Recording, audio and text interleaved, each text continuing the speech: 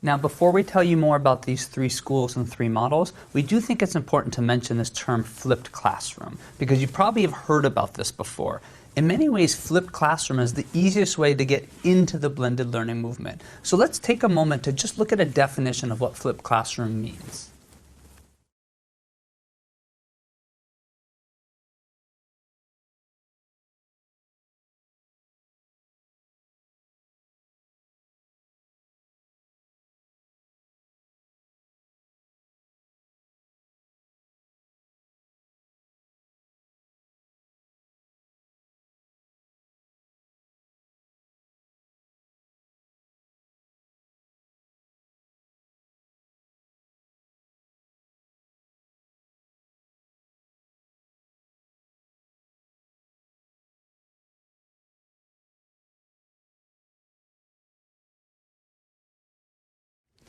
So the essential idea of the flipped classroom is simple. Basically, what used to be done in the classroom is now done at home, online, and what used to be done at home through practice and problems is now done in the classroom so that the teacher can actually guide the students.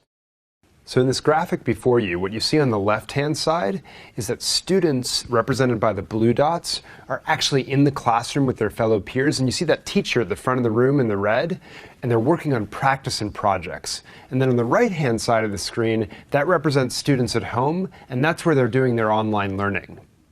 Now, we're not diving deep on flipped classroom because we actually think it's a great beginning into blended, but we don't want people to just stop there.